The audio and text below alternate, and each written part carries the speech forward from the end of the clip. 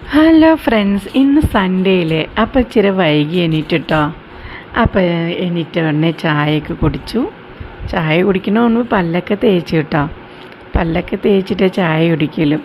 അങ്ങനെ ചായ കുട്ടനെ 2 പ്രാവശ്യം അങ്ങനെ ആറ്റി വരുമ്പോൾ നല്ല ടേസ്റ്റ് ഉണ്ടാവും കേട്ടോ ചായക്ക്. അങ്ങനെ ചായയും അമ്മയ്ക്ക് എനിക്കും എടുത്തു. ചേട്ടന് വേണ്ട കേട്ടോ. അപ്പോൾ അമ്മയ്ക്ക് മധുരമില്ലാത്ത ചായയാണ്, അപ്പോൾ എനിക്ക് മധുരമുള്ള ചായ ഇട്ട് അങ്ങനെ ചായ കുടിച്ചിട്ടോ.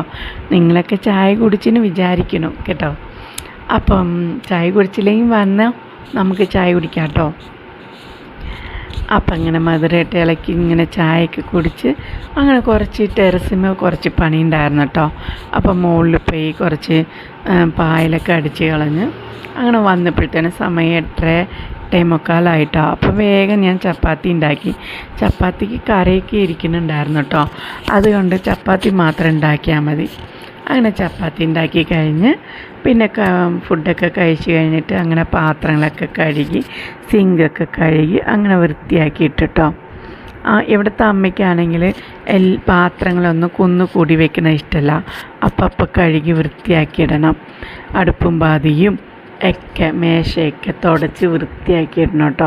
ചില സമയത്ത് ഞാനും മടി പിടിക്കും, അപ്പം അമ്മ നല്ല വഴക്കും പറയും കേട്ടോ. അപ്പം സിങ്കൊക്കെ കഴുകി നല്ല വൃത്തിയാക്കിയിട്ട് കേട്ടോ. അത് കഴിഞ്ഞിട്ട് ബ്രേക്ക്ഫാസ്റ്റ് കഴിഞ്ഞിട്ട് പിന്നെ ഉച്ചത്തെ പരിപാടി നോക്കിയിട്ടാണ്. ഉച്ചയ്ക്ക് പ്രത്യേകിച്ച് പരിപാടിയൊന്നുമില്ല, കറികളൊക്കെ ഇരിക്കുന്നുണ്ടായിരുന്നു. മാങ്ങക്കറി ഉണ്ട്, പിന്നെ ഒരു ക്യാബേജും കൂടി വെച്ചാൽ മതി, പിന്നെ പപ്പടം കൂട്ടി അങ്ങനെ ഫുഡ് കഴിച്ചിട്ടോ. അത് കഴിഞ്ഞ് ഉച്ചയ്ക്ക് ഒന്ന് റെസ്റ്റ് എടുത്തിട്ടോ. അത് കഴിഞ്ഞ് പിന്നെ കുറച്ച് നേരം ഫോണൊക്കെ നോക്കി. അത് കഴിഞ്ഞ് പിന്നെ ലൈവ് ഇട്ടു, പള്ളിയിൽ പോയി ലൈവ് ഇട്ടു.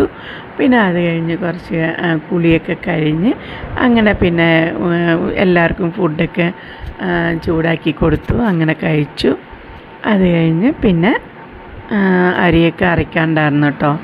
ഈ എന്നിട്ടാ പറയുക, നമ്മൾ അപ്പം തന്നെ അരി അരച്ച് വെച്ചു. അങ്ങനെ അരച്ച് കുഴച്ചൊക്കെ വെച്ചു. അത് കഴിഞ്ഞ് പിന്നെ അതിൻ്റെ പാത്രങ്ങളൊക്കെ ഉണ്ടായിരുന്നല്ലോ, അതൊക്കെ കഴുകി വൃത്തിയാക്കിയിട്ട് കേട്ടോ. അപ്പോൾ ഈ ഇടയ്ക്ക് ഉപ്പുണ്ടോന്നൊക്കെ നോക്കുക കേട്ടോ. അപ്പോൾ എല്ലായിടത്തും അടുപ്പും പാതിയും ഒക്കെ തുടച്ച് വൃത്തിയാക്കിയിട്ട് അങ്ങനെ. അമ്മയ്ക്കാണെങ്കിൽ രാത്രി ഒരു പാത്രം സിങ്കിൽ വെക്കാൻ പാടില്ല എന്നാണ് പറയുന്നത്. എന്താണെന്ന് വെച്ചാൽ നമുക്ക് രാത്രി എന്തെങ്കിലും സംഭവിച്ചു, ഒരു ഹോസ്പിറ്റലിൽ കേസ് വന്നു, അങ്ങനെയൊക്കെ വന്നു കഴിഞ്ഞാൽ വേറെ വല്ലവരാണല്ലോ വന്ന് കൈകാര്യം ചെയ്യുക. അപ്പോൾ അവർക്കൊരു ബുദ്ധിമുട്ടുണ്ടാവാൻ പാടില്ല എന്നാണ് പറയുന്നത്. അതുകൊണ്ട് രാത്രി തന്നെ പാത്രം കഴുകി വെച്ചു. അപ്പോൾ എന്താണെന്ന് വെച്ചാൽ അമ്മയ്ക്കാണെങ്കിൽ രാത്രി ഒരു പാത്രം പോലും വെക്കുന്നത് ഇഷ്ടമല്ല കേട്ടോ.